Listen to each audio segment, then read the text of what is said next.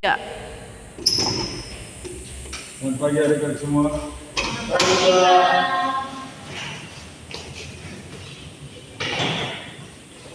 Apa kabar hari ini?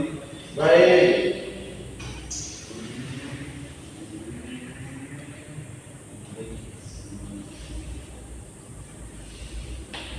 Sebelum kita masuk dalam pelajaran kita pada pagi hari ini, kita cek dulu. Dewi, Marsi, Tori, Ada Dinda, Armando.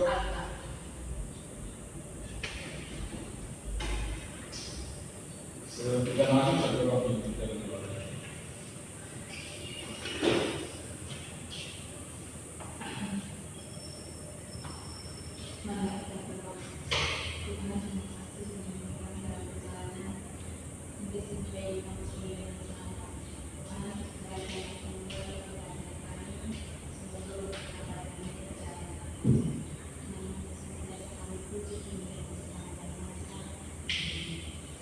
Terima kasih.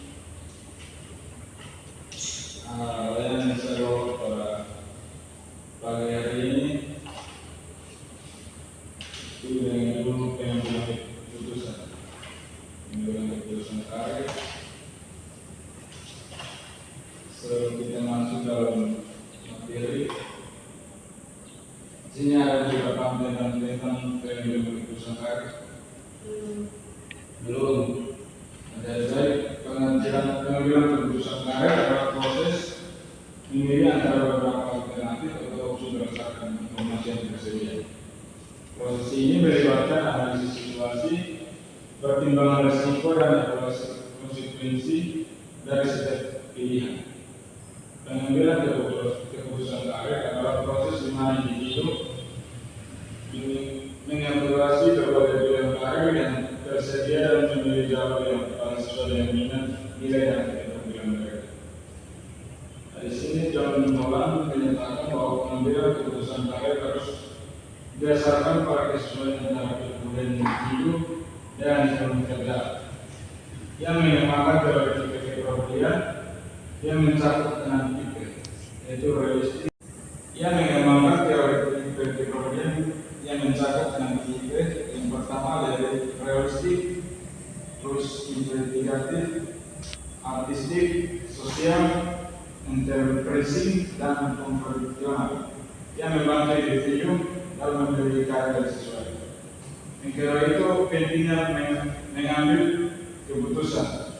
Pengambilan keputusan yang baik sangat penting karena itu memberikan arah seperti membantu individu menemukan langkah selanjutnya dalam karir atau pendidikan. Yang kedua itu meningkatkan kualitas hidup. Sini meningkatkan kualitas hidup itu keputusan yang tepat dapat mengarah pada kepuasan pribadi dan profesional. Yang ketiga mengurangi ketidakpastian. Sini mengambil keputusan dengan informasi yang cukup atau mengurangi rasa ragu dan ketidakpastian. Pengambilan keputusan terakhir memiliki peran yang sangat penting dalam kehidupan individu, terutama bagi mereka yang berada di tahap transisi seperti siswa yang akan lulus atau mahasiswa yang akan memasuki dunia kerja. Proses ini tidak hanya melibatkan pemilihan jalur karir, tetapi juga mencakup evaluasi diri dan pemahaman terhadap berbagai faktor yang mempengaruhi pilihan tersebut.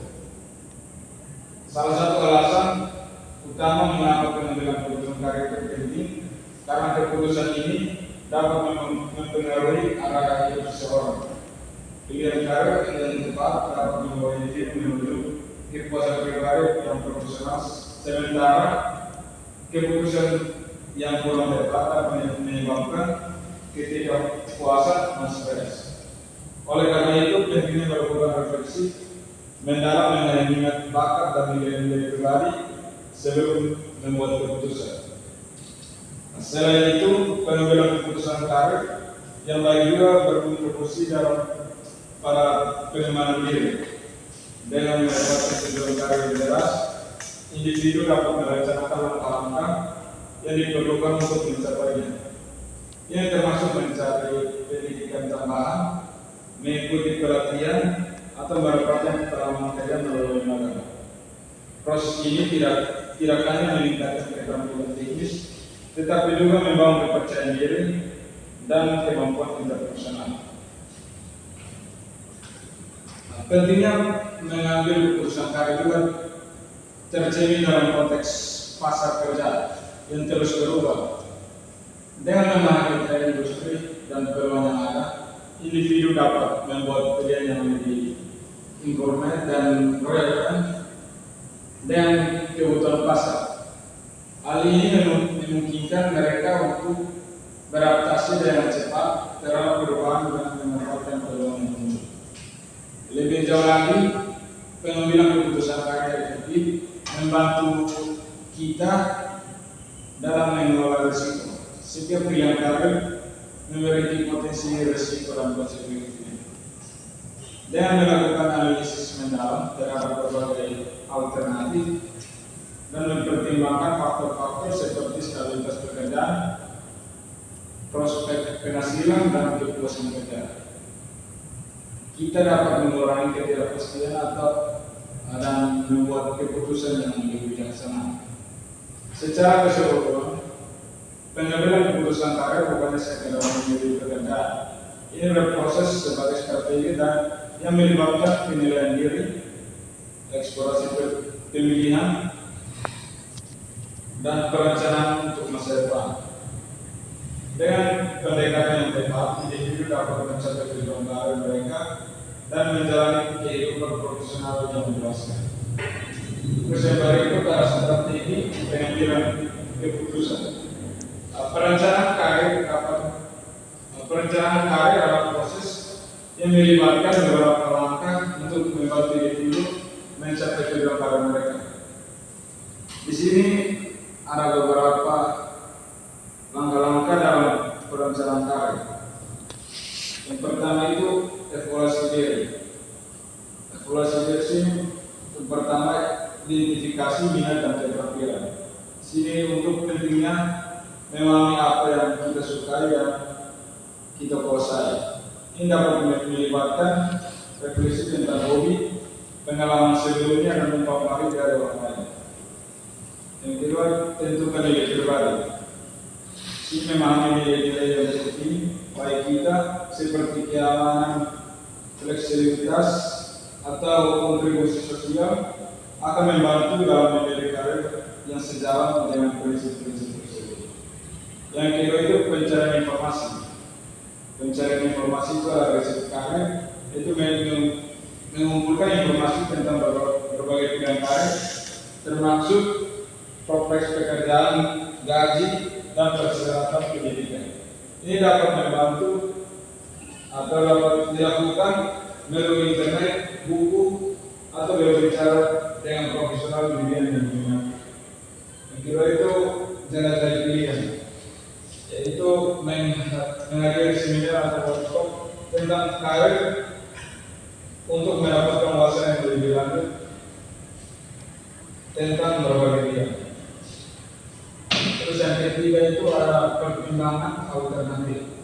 Sini itu ada buat daftar pilihan, yaitu setelah mengidentifikasi beberapa karir yang menarik, kita buatlah daftar alternatif dalam bidang dan bandingkan kelebihan serta kekurangan masing-masing.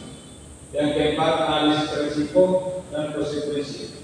Di situ ada kalkulasi potensi risiko, yaitu pertimbangan risiko yang terkait dengan setiap pilihan karir, misalnya apakah ada risiko finansial atau ketidakpastian dalam pekerjaan tersebut.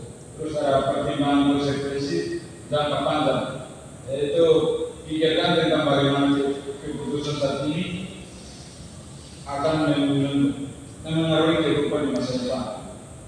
Yang kelima itu ambil keputusan. Situ ada keputusan, buatlah keputusan berdasarkan analisis.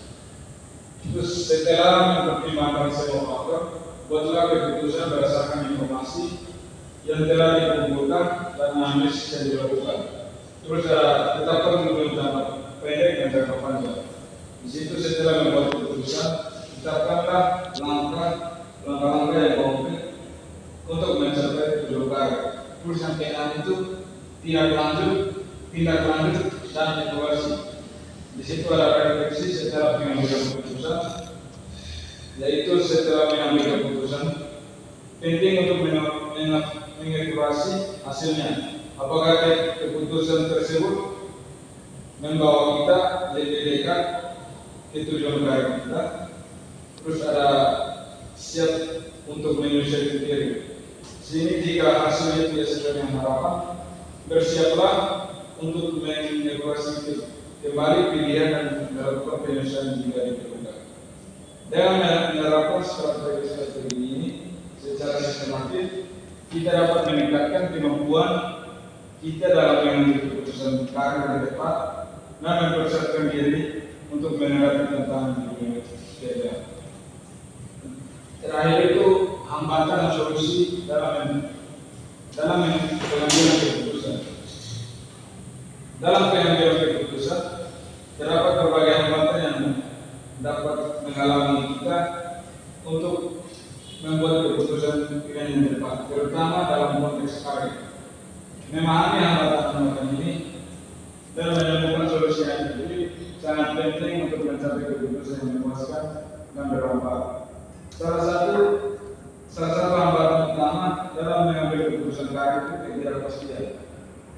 Banyak individu merasa bingung tentang karya yang tersedia dan bagaimana masing-masing pilihan tersebut akan berdampak pada masa depan mereka.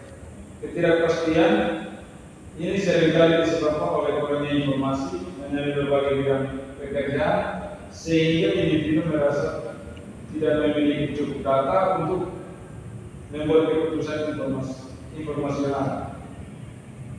Solusi untuk mengatasi hambatan ini dengan melakukan riset mendalam tentang berbagai opsi karya, menggunakan sumber daya seperti internet, buku, atau berbicara dengan profesional di bidang yang diminati, dan dapat membantu mengurangi ketidakpastian dan memberikan gambaran yang jelas tentang pilihan yang ada.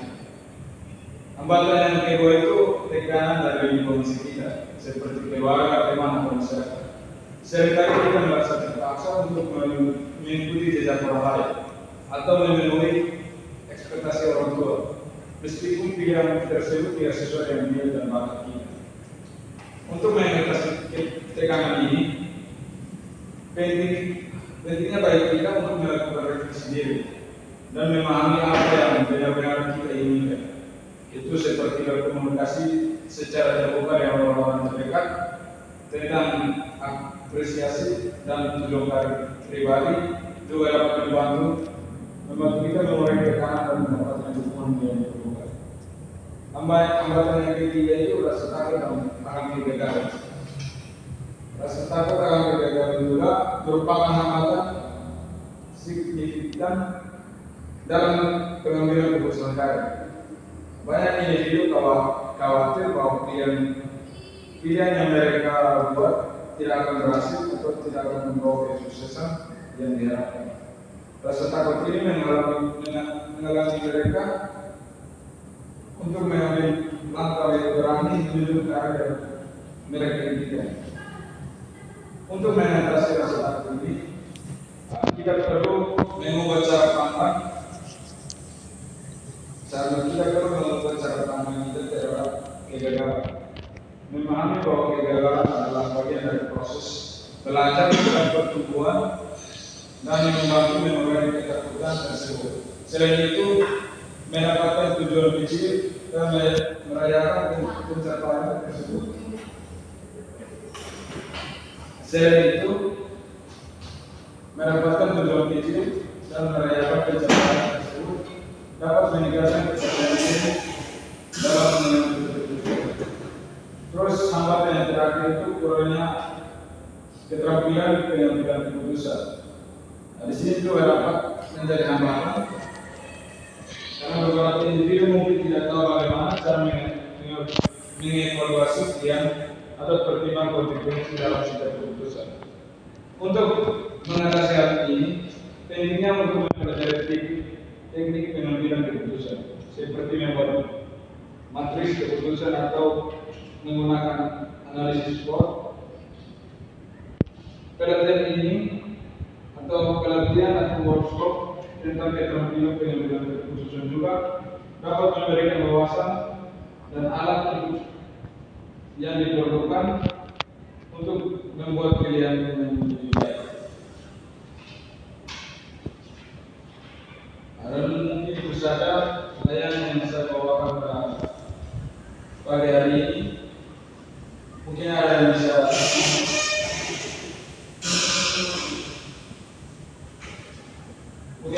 menyimpulkan layanan yang saya bawakan pada hari ini.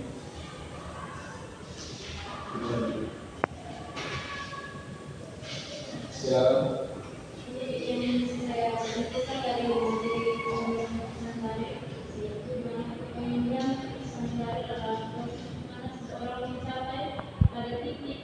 Dia menentukan apa karir mana yang dia pilih dari berbagai alternatif yang cara dia lakukan. Saya kira dari kejuaraan alternatif itu ini karir mana yang cocok dengan dia punya ini kepribadian dan kemampuannya yang ada dalam diri. Dan jadi ini pengambilan keputusan karir itu adalah proses di mana dia menentukan adalah proses final dari berbagai proses yang telah dia lalui sebelumnya. Jadi itu proses pengambilan keputusan karir itu adalah bagian di mana dia sudah menetapkan karir yang ingin dia tuju, yang akan dia kerjakan dalam Oke, baik, terima kasih. Sebelum kita menutup layanan kita pada pagi hari ini, saya minta salah satu dari kita.